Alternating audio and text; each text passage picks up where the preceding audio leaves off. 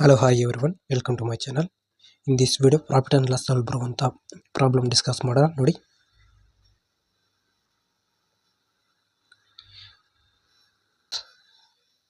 A shopkeeper sells an item for rupees 620 and earns 20% profit. What price should he sell that item to make a profit 50%? A shopkeeper sells an item rupees 620, earns profit 20%. Cost price 100.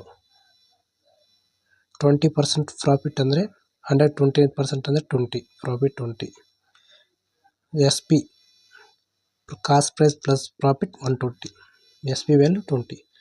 120 value ಎಷ್ಟು ನಮಗಿದೆ 620. 120 value 620. What price should he sales that item to make 50% profit? 50% profit 50% profit ಬರಬೇಕಾದ್ರೆ ಎಷ್ಟು rupees sale ಮಾಡಬೇಕು ಅಂತ ನಮಗೆ ಕೇಳ್ತಾ ಇರೋದು. ನೋಡಿ ಇಲ್ಲಿ 150% ಅಂದರೆ 50 150 ವ್ಯಾಲ್ಯೂ ಹೌ ಮಚ್ ಅಂತ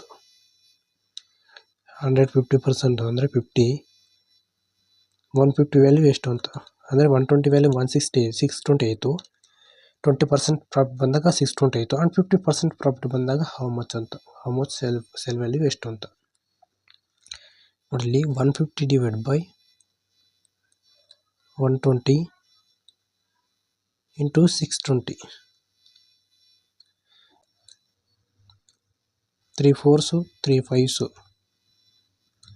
3 4s 3 5s 4 1s 4 1s 4 5s 4 5s into 5 155 into 5 how much 5 5 75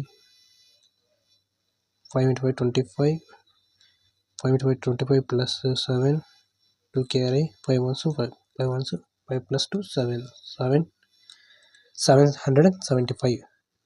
ನಮ್ಗೆ 50% ಪ್ರಾಫಿಟ್ ಬರಬೇಕಾದ್ರೆ ನಮ್ಮ ಸೇಲ್ಸ್ ವ್ಯಾಲ್ಯೂ ಎಷ್ಟು ಇರಬೇಕು? Sale value 775 answer. ಇದು ಇವತ್ತಿನ ವಿಡಿಯೋದಲ್ಲಿ ಗೊತ್ತಾಯ್ತಲ್ಲ ಯಾವ ಥರ ಅಂತ. ಇದು ಇವತ್ತಿನ video. Okay, thank you friends for watching.